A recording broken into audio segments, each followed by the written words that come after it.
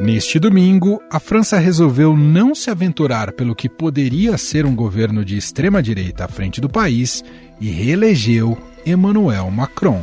Emmanuel Macron é reeleito presidente da França e se torna o primeiro a conseguir 2 mandatos consecutivos desde Jacques Chirac em 2002. Com 58% dos votos válidos, o atual presidente terá a missão de reunificar uma nação dividida nos próximos 5 anos. A candidata da extrema-direita, Marine Le Pen, obteve 41% dos votos, a maior votação desse grupo na história moderna da França. Marine Le Pen comemora que cresceu nas intenções de voto, cresceu nos votos propriamente dito. Ela partiu de 34% em 2017 para 41%, quase 42%, ou seja, teve uma votação expressiva.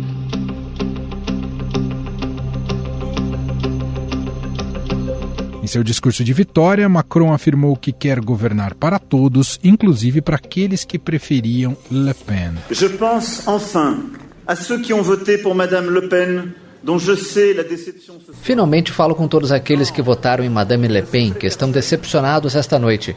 A partir de agora não sou mais candidato de um lado, mas o presidente de todos. Os franceses tinham 2 opções bem diferentes. Le Pen propunha inscrever na Constituição a prioridade nacional, a fim de excluir os estrangeiros dos auxílios sociais, e defendia o abandono da OTAN e a redução dos poderes da União Europeia. A preocupação ela gira em torno do fato de que a Le Pen ela é uma figura que tem um canal direto de comunicação com Putin. Isso seria uma flecha no calcanhar de Aquiles da Europa. Afinal de contas, o Putin, igualmente com um discurso nacionalista, teria uma porta aberta, de diálogo com a França e um diálogo mais conservador com a Le Pen. Já Emmanuel Macron defendia uma Europa mais forte na economia e quer um governo mais reformista e liberal, com a proposta de adiar a idade de aposentadoria de 62 para 65 anos. Entre suas promessas de transformar a França estão o renascimento da energia nuclear, alcançar a neutralidade de carbono até 2050 e sua medida impopular de aumentar a idade de aposentadoria de 62 para 65 anos, embora já tenha dito que está disposto a limitar aos 64 anos. Apesar da vitória, o desempenho de Macron foi pior se comparado com o de 2017, quando teve 66% dos votos. Com isso, a extrema-direita foca suas forças agora nas eleições legislativas que ocorrem daqui a 2 meses. Le Pen disse que o resultado histórico deste domingo coloca seus correligionários em um lugar excelente para esse pleito e que a vontade de defender o nacionalismo francês foi reforçada. Esta noite temo que o mandato de 5 anos que está prestes a começar não acabe com as práticas desdenhosas e brutais do anterior e que Emmanuel Macron não faça nada para reparar as fraturas que dividem nosso país. Além desse crescimento da extrema-direita, Macron tentará suprir o descontentamento do eleitorado mais jovem, que já havia preferido no primeiro turno o candidato da esquerda Jean-Luc Mélenchon. Para se ter uma ideia desse descontentamento dos mais jovens, com os 2 candidatos que foram para o segundo turno, a abstenção foi de cerca de 29%, atingiu seu nível mais elevado desde 1969. Por causa disso, Emmanuel Macron é o presidente eleito com a menor porcentagem de votos desde 1958. Daqui a 20 segundos vamos falar sobre a repercussão da vitória de Macron no Brasil e tentar entender o quanto a eleição presidencial francesa guarda de paralelos com a nossa, em outubro. Você sabia que o manejo do peixe pirarucu está transformando a vida dos moradores da Amazônia? Entenda essa história incrível aqui no canal do Estadão Notícias, no podcast Amazônia e a Bioeconomia, com João Campos Silva, laureado dos prêmios Rolex de empreendedorismo.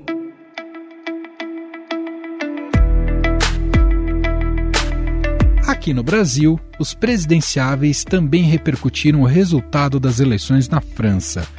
O pré-candidato pelo PSDB, João Dória, avaliou a conquista de Macron como uma vitória da democracia. Eu já tinha Macron como uma referência, como um norte de uma pessoa que fez uma revolução nas eleições presidenciais da França. Ele rompeu com as tradições onde haviam apenas dois partidos, um de esquerda e um de direita, e agora, como presidente eleito da França, vem propondo transformações, mudanças, modernizações.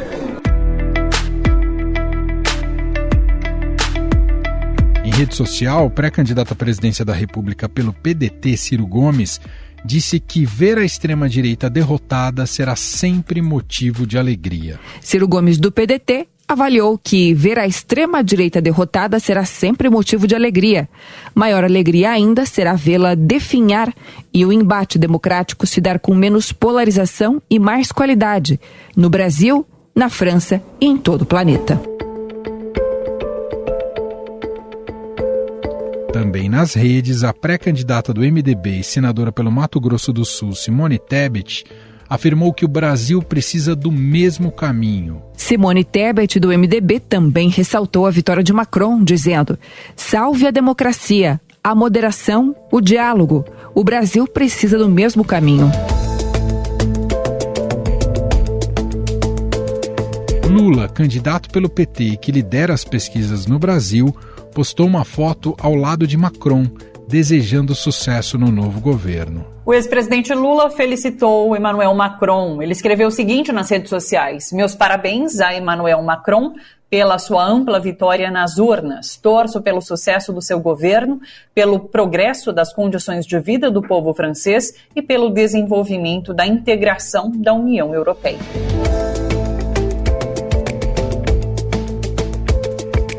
Já o presidente da República, Jair Bolsonaro, e seus filhos não se pronunciaram sobre a reeleição do presidente francês. Aliás, Bolsonaro e Macron proporcionaram momentos de tensão e até troca de acusações durante o período de queimadas na Amazônia. Macron promete ajuda de países ricos à Amazônia. Será que alguém ajuda alguém? Você é uma pessoa pobre, né? Sem retorno. O que está de olho da Amazônia? O que eles querem lá? Agora, Bolsonaro precisará dialogar até o fim do ano com seu desafeto para manter as relações comerciais entre Brasil e França. Mas afinal, o que significa a vitória de Macron e o avanço da extrema-direita na França e na Europa? Em relação ao Brasil, qual deve ser o impacto dessa vitória nas eleições presidenciais em outubro? Sobre este assunto, vamos conversar aqui com a professora de Relações Internacionais da ESPM e doutora em Relações Internacionais pela London School of Economics, Carolina Pavesi. Olá, professora, tudo bem? Seja bem-vinda. Olá, sempre um prazer estar aqui com vocês. A gente convidou a professora antes do primeiro turno e agora para a gente fechar, após o resultado do segundo turno das eleições, que reelegeu Emmanuel Macron, ela está aqui novamente com a gente para analisar esse cenário. Professora, queria iniciar te perguntando como é que a gente pode olhar para esse resultado. Eu captei dois sentimentos assim, muito comuns, muito em redes sociais, mas também de analistas. De um lado tem um ufa, a democracia venceu, mas de outro também tem um que perigo, a extrema-direita está ficando cada vez mais forte. Esses dois lados do diapasão faz sentido, professor? Fazem muito sentido, Emanuel. Por um lado, nós temos uma vitória aí do Macron, que também a gente pode considerar e olhar sobre uma perspectiva de um copo meio cheio ou de um copo meio vazio, né? Ele teve uma vitória com 58% de votos, em 2017 ele teve 66% de votos e a Marine Le Pen 34%, dessa vez ontem ela ficou com 42%, né? Quase 42%.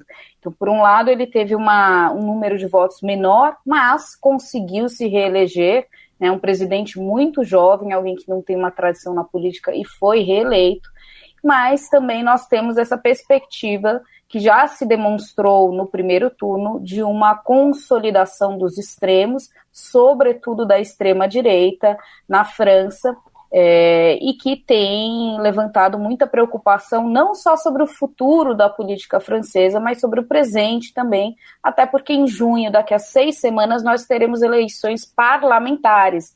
Então, essa configuração de um Congresso com uma maioria ou com uma grande base de extrema-direita ainda é bem possível, o que torna essa existência da extrema-direita um fenômeno do presente, um problema atual da França. Esse seria um primeiro grande desafio agora no novo mandato do Macron, tentar construir uma maioria nessas eleições legislativas, professor? Exato, Emanuel. O que nós vamos ter agora a eleição para o Congresso são 577 deputados, e para o Macron ter com seu partido, o En Marche, a maioria ele teria que ter 289 deputados. É muito difícil que isso ocorra, até porque, como nós vimos, tem um número muito grande de partidos políticos na França e, novamente, mesmo tendo sido reeleito, ele não tem um apoio popular tão grande para a gente imaginar e projetar que ele tem essa base forte só do seu partido no Congresso majoritário, o que vai forçar ao Macron a necessidade de costurar alianças e de também promover uma base e se aproximar do centro e de outros partidos também para poder ter governabilidade, né? Isso ainda está muito em jogo. Na França, o sistema é muito estranho, se a gente for comparar com outros sistemas que nós temos, porque é um presidencialismo com parlamentarismo, então é um sistema um pouco híbrido. Nós tivemos agora a escolha do presidente, vamos ter em junho a escolha do parlamento, e há o cargo de presidente e o cargo de primeiro-ministro. E esse primeiro-ministro ele é o chefe de governo e o presidente ocupa o papel de chefe de Estado, que a gente vê em repúblicas parlamentaristas, mas neste caso há uma participação de codecisão maior entre presidente e primeiro-ministro, então há uma interação muito grande. O Macron deve nomear o seu novo primeiro-ministro, a tradição no início do governo nomear esse primeiro-ministro, né? Lembrando que o primeiro-ministro atual é o Castex, que ele nomeou em 2020, então não é o mesmo primeiro-ministro que estava com ele no início do seu primeiro mandato, mas esse primeiro-ministro, para se manter, ele precisa ter a aprovação do Congresso e o apoio do Congresso. Isso quer dizer o quê? Mesmo que ele nomeie como primeiro-ministro um aliado seu, se ele não tiver uma maioria, uma base no Congresso, esse Congresso não vai apoiar esse primeiro-ministro. E aí a gente vai ter as duas casas, executivo e legislativo, sendo coordenadas e orientadas por oposições, né? E isso vai travar muito qualquer possibilidade de um governo suave e de um governo tranquilo e que entregue tudo que o Macron está prometendo entregar. Então ainda tem muita coisa em jogo nesse cenário político e essas eleições de junho somam-se a essa dificuldade que o Macron vai enfrentar logo de cara nesse seu novo mandato.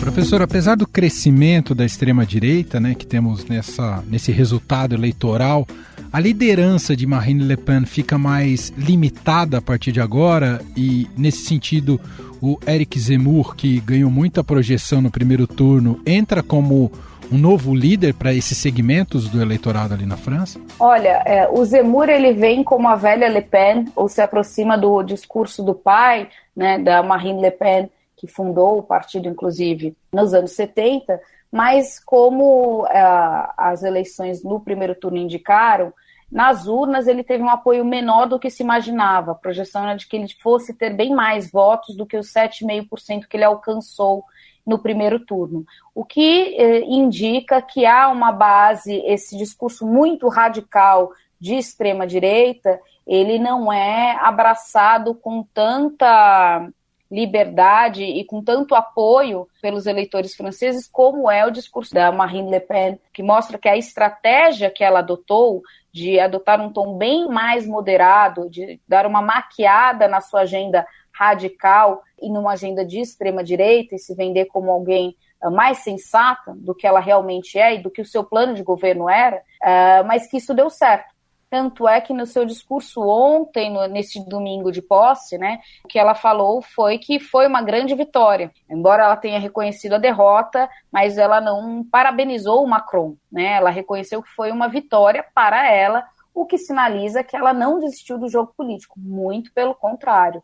Então, pelas estratégias que nós vimos da extrema-direita, essa estratégia de vir com um discurso mais moderado realmente se provou mais eficaz e deve ser por aí que eles vão jogar também para o Congresso. Esse resultado, professora, com a reeleição do Macron, é um resultado que frustra diretamente o Putin na Rússia? Olha, é difícil nós imaginarmos que de imediato, com a Marine Le Pen, nós pudéssemos ter uma guinada no posicionamento da França em relação à sua participação na OTAN, em relação à sua participação na União Europeia e em relação ao conflito, porque esses 3 pontos são questões que a Marine Le Pen adotaria um posicionamento diferente, mas esse posicionamento seria construído ao longo do tempo, né? E gradualmente nós fôssemos acompanhar uma França mais unilateral, menos multilateral, mais nacionalista e, portanto, com menos propensão a intervir em questões internacionais e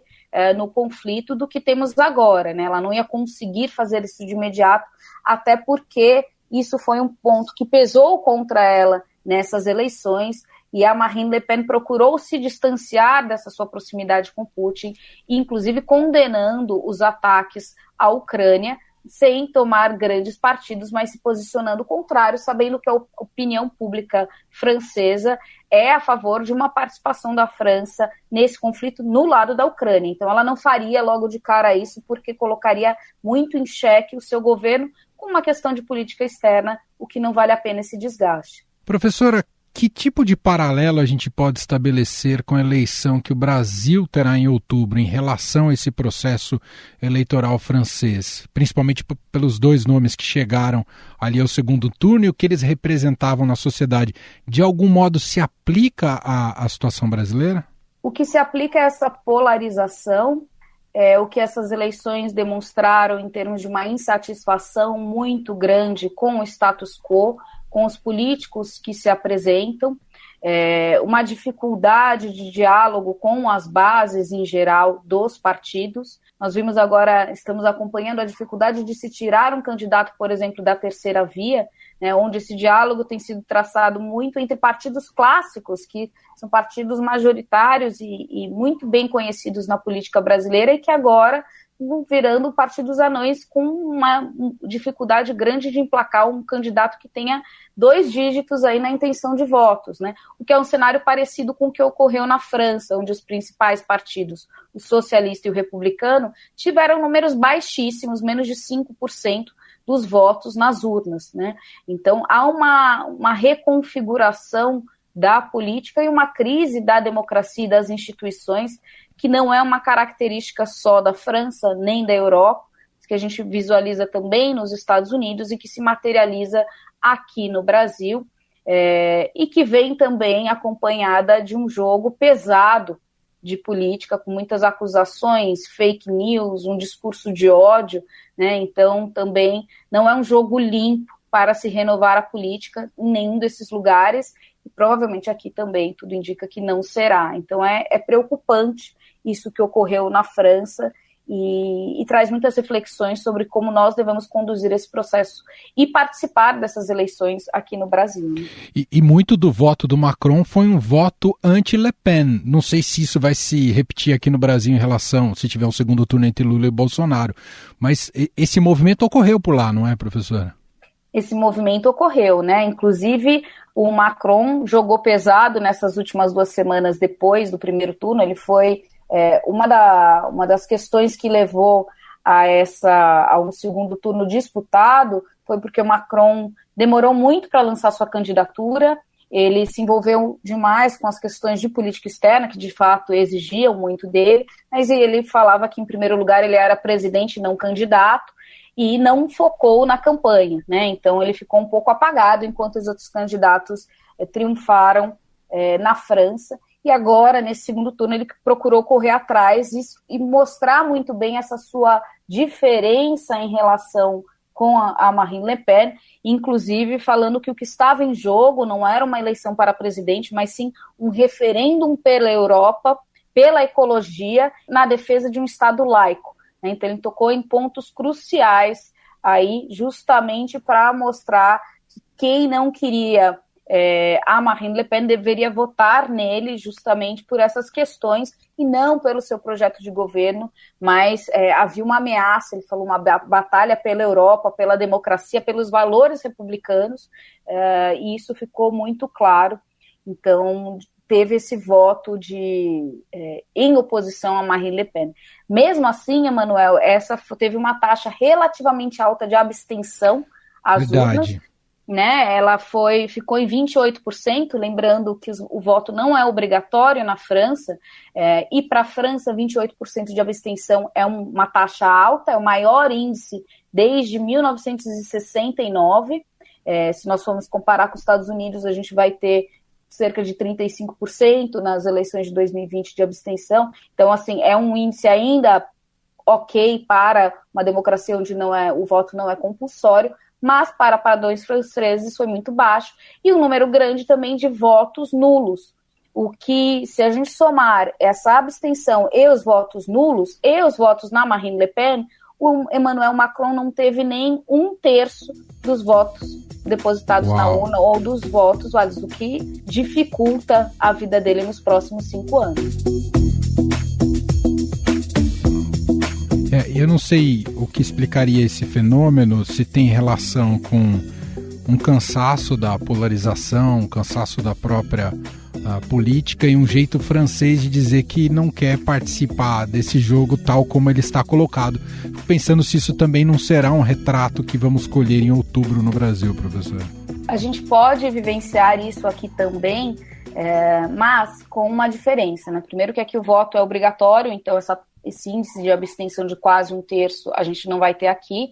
Pode ter um número grande de votos brancos, de votos nulos, como foi em 2018, mas também na França é interessante porque muitos que não se identificam com a política ou a forma de fazer oposição indo às ruas, né? Então há um engajamento da sociedade civil muito diferente do que nós vemos aqui no Brasil, de uma cobrança direta dos seus representantes locais, de greves, de protestos, né? Basta a gente lembrar lá em 2018, 2019, os coletes amarelos que paralisaram as principais cidades da França com os seus protestos em relação ao aumento dos preços e à reforma trabalhista. Então a população, embora ela se abstenha das urnas, ela escolhe outras formas diretas e mais combativas, talvez, de participar da política, coisa que no Brasil a gente não tem essa mesma tradição de um engajamento com qualquer que seja a causa, né, independente da agenda de cada um, mas a gente se mobiliza muito menos do que na França. Para a gente fechar, professora, a gente observa essa derrota da Le Pen, mas isso não significa que esse tipo de projeto de nacionalista de extrema-direita, né, isso não está derrotado na Europa, muito pelo contrário, né, isso vem ganhando cada vez mais campo e até possibilidade de poder em outros países ali do lado? Vem, né, como nós pontuamos aqui, é um fenômeno que já acompanhamos há mais de uma década na política, que vem em oposição às instituições, que vem em oposição à globalização, que vem em oposição a uma crise econômica que não é necessariamente medida em termos de PIB, mas sim em desigualdade de renda, uma percepção de uma perda de poder aquisitivo, de uma falta de perspectiva de vida em relação à estabilidade de emprego, a uma questão de segurança pública, que nós entendemos muito bem disso aqui no Brasil, e em cima dessas situações há margem para discursos radicais sempre semearem e germinarem, porque eles vêm com uma promessa de se opor a tudo isso, de entregar essas mudanças que a população tanto anseia, criando uma percepção de um inimigo e, principalmente, com a arma de manter um sentimento de medo, né, e de pânico. É interessante porque quando nós olhamos, embora a concentração de renda na França tenha aumentado e agora tem um aumento da pressão da inflação, principalmente em função da guerra, no governo do Macron, a economia se manteve relativamente estável, ele tem conseguido contornar os efeitos da pandemia melhor do que muitos outros países europeus, e a taxa de emprego aumentou de quando ele iniciou o seu primeiro mandato até ele terminar agora 5 anos, né? Então, os índices, alguns dos indicadores, eles dão uma sensação de que a França não está tão mal assim, mas uma pesquisa recente aponta que 74% dos franceses entrevistados acham que o país está em um colapso, não é nem em crise, né? Então, isso vem muito justamente deste discurso que é descolado de algumas realidades, mas que toca em questões muito cotidianas que a gente se identifica, e é algo para a gente prestar muita atenção e trabalhar estratégias para combater esses grupos que ameaçam, sobretudo, a democracia. Muito bem. Carolina Pavese, professora de Relações Internacionais da ESPM, doutora em Relações Internacionais pela London School of Economics, mais uma vez participando aqui do nosso podcast e ajudando a gente a entender um pouco do panorama na Europa, mas especialmente do caso francês após a reeleição de Emmanuel Macron. Muito obrigado, professora, pela análise. Foi um prazer. A gente, em junho, discute as eleições do parlamento. Combinado. Até lá, professora. Estadão Notícias.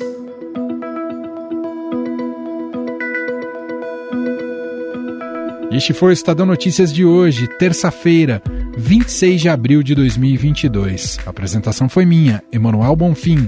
Na produção, edição e roteiro, Gustavo Lopes, Jefferson Perleberg e Ana Paula Niederauer. A montagem é de Moacir Biasi. Escreva pra gente no e-mail podcast@estadão.com. Um abraço pra você e até mais.